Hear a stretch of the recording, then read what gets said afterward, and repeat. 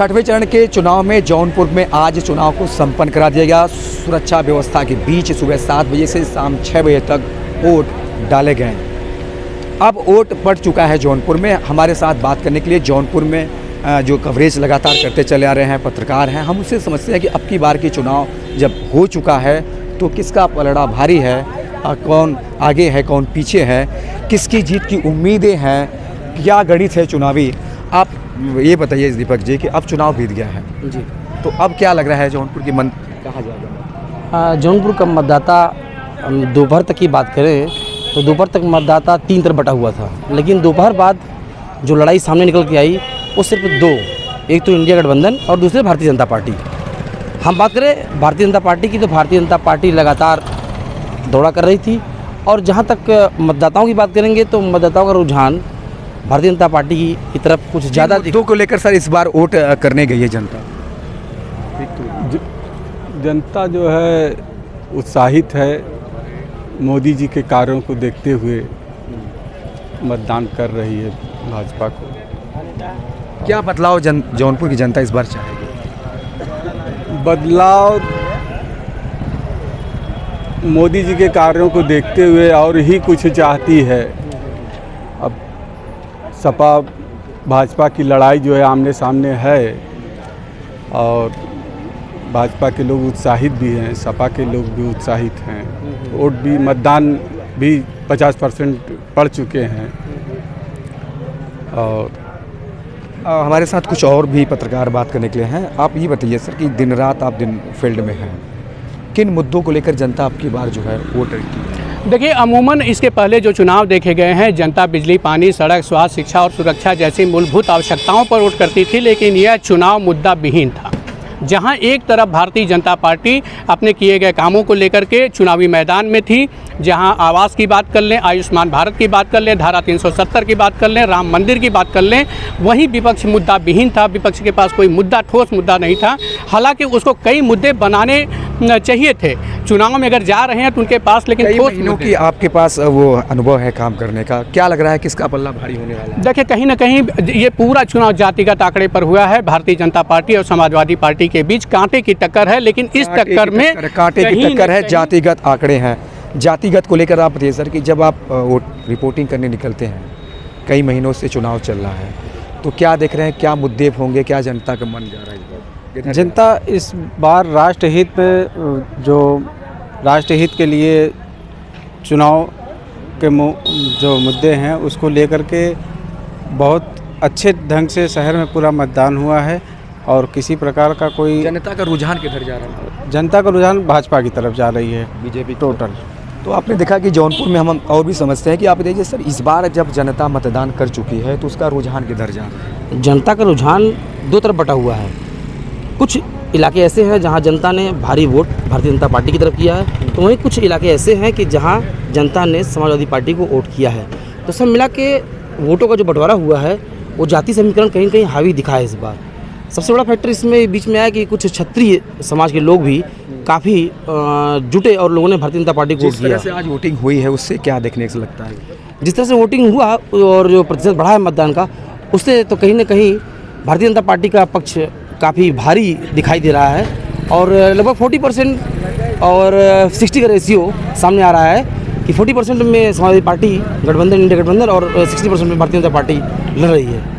तो आपने देखा जिस तरीके से जौनपुर की जनता सुबह 7 बजे से मतदान केंद्रों पर पहुंचकर लगातार वोट डाल रही है और डाल चुकी है, शाम 6 बज चुके हैं।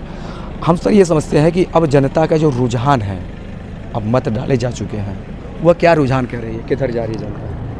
अब रुझान, अब आप समझ लीजिए कि भाजपा सपा दोनों की तरफ जो है, और ज़्यादा जो है मानकर चलिए कि भाजपा की तरफ ही है।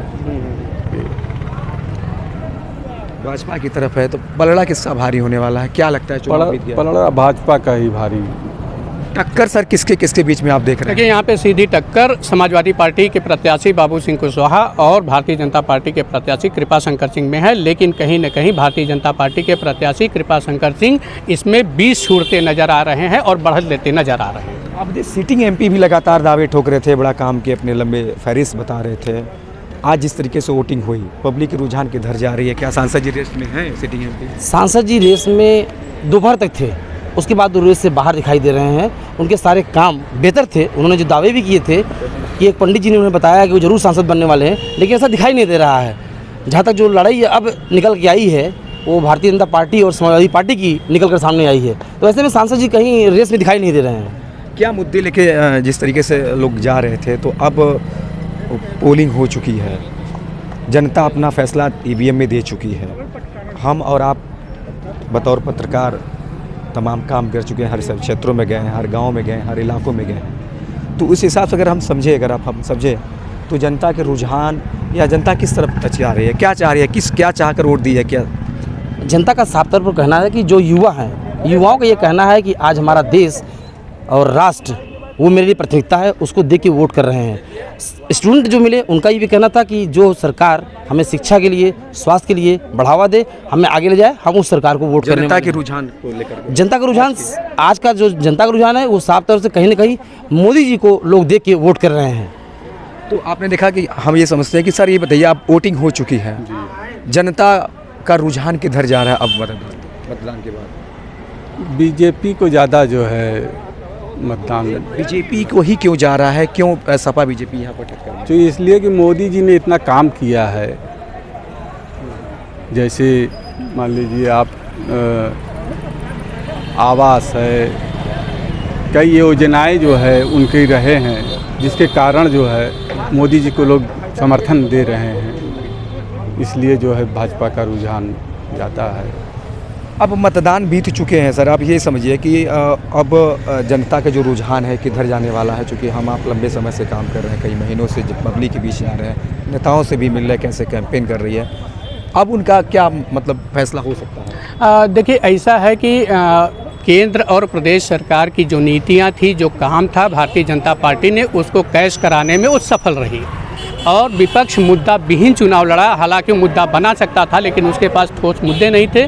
इसको लेकर के कहीं न कहीं जनता ने भारतीय जनता पार्टी के पक्ष में मुहर लगाई है। कौन सा वो चुनावी मुद्दे थे जौनपुर के, जिसे पार्टी के प्रत्याशियों ने या नेताओं ने दूर किया? देखिए, अगर केंद्र सरकार की तमाम योजनाएं थी, प्रदेश सरकार की तमाम योजनाएं थी, जिससे हर वर्ग लगभग लाभान्वित हुआ था, जो है हम अगर बिजली, पानी, सड़क, स्वास्थ्य, शिक्षा की बात करें तो कहीं ना कहीं भारतीय जनता पार्टी ने इस पर काम किया है।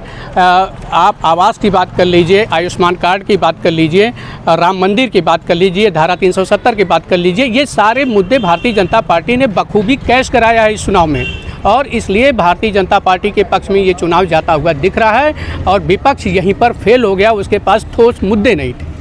आप बताइए सर कि आप भी लंबे समय से काम कर रहे हैं और कई चुनाव को आपने कवर किया, ये चुनाव का रुझान किधर जा रहा है और जब किन मुद्दों का हावी रहा जौनपुर सीट पर? जौनपुर में मुद्दा जो हावी रहा, भारतीय जनता पार्टी द्वारा या केंद्र सरकार द्वारा जो तमाम योजनाएँ चलाई गई, चाहे वो केंद्र की हो चाहे वो स्टेट की हो, उसको लेके लोगों ने वोट किया है। तमाम लोगों को साफ तौर पे कहना है कि जिस सरकार ने हमें छत दिया, जिसने हमें रोज़गार दिया, जिसने हमें आयुष्मान कार्ड जैसी सुविधा दी, किसानों को जिसने 2000 रुपया हर तीसरे महीने दिया, खाद, बिजली, पानी, सुरक्षा, स्वास्थ्य की चिंता किया, उस सरकार को ध्यान रखते हुए लोग वोट कर रहे हैं। और उस सरकार को अगर उसकी बात करें तो उस सरकार को लेके ज़्यादातर लोगों ने वोट किया है कि उनकी तमाम ऐसी मूलभूत सुविधाओं का उस सरकार ने ध्यान रखा है। ऐसे में लोगों ने कहा कि ये जो मोदी सरकार है उसने ही ध्यान रखा है हमारा। मतदाताओं में अगर देखा जाए, महिला वोटर हो या पुरुष वोटर हो, युवा हो या बुजुर्ग हो, किस वर्ग के वोटरों को ज़्यादा प्रभावित हुआ आज के चुनाव की? ज़्यादातर जो ऐसे गरीब तबके के थे जिनके पास आवास नहीं थे, जिनको स्वास्थ्य की सुविधा नहीं थी, जिनको आवास मिला, शौचालय मिला, जिनको स्वास्थ्य की सुविधाएं तमाम मिली सरकारी ढंग से, और आयुष्मान उज्ज्वला योजना की जो जिनको सुविधाएं मिली है, उन लोगों ने ज़्यादातर वोट किया है। क्या चुनावी फैक्टर रहे आज के चुनाव जब संपन्न हो गया था, क्या चुनावी फैक्टर रहे जिन्हें पूरा करना चाहिए? चुनावी फैक्टर में विपक्ष की बात करें तो उनके पास कोई मुद्दा था नहीं जौनपुर में, और भारतीय जनता पार्टी के पास जो तमाम उनके कार्य थे उसको लेके वो जनता के बीच थे, और जनता को लोगों ने कायदे से समझाया भी, जनता ने उनकी बातों को समझा भी, और जनता ने इस बात को लेके वोट किया कि अगर इस वर्तमान सरकार ने 10 साल में मुझे ये चीज़ें उपलब्ध कराई हैं तो आगामी समय में भी ये जो वादा कर रही है वो पूरा करेगी। तो मूल फैक्टर उनका ये रहा कि जो सरकार उनके लिए काम कर रही है उसे ही आगे कंटिन्यू रखने की जरूरत है। क्या वजह सर रही कि अब बीजेपी और समाजवादी पार्टी आमने सामने टक्कर, क्या देख रहे हैं आप? ये आप मान कर चलिए कि दोनों पार्टियां मजबूत हैं और रुझान जो है भाजपा का ज़्यादा दिख रहा है जौनपुर। तो रुझान भाजपा का ज़्यादा दिख रहा है। हमारे साथ थे जौनपुर के पत्रकार जो लंबे समय से चुनावी समाचार को कवरेज करते चले आ रहे हैं। यहाँ पर कुल निकल कर यही सामने आया कि बीजेपी और समाजवादी पार्टी की जो है कैंडिडेट आमने सामने सीधी टक्कर में है। जनता ने आज अपना जो है मत देकर ईवीएम में बता दिया है कि हमें कहाँ पर किस तरह की सरकार चाहिए, किस तरह के हमारे शहर का सांसद होना चाहिए। हालांकि इसका फैसला आगामी 4 जून को चुनाव मतगणना के बाद मिल जाएगा। मनोज सिंह पटेल, न्यूज़ 18 जौनपुर।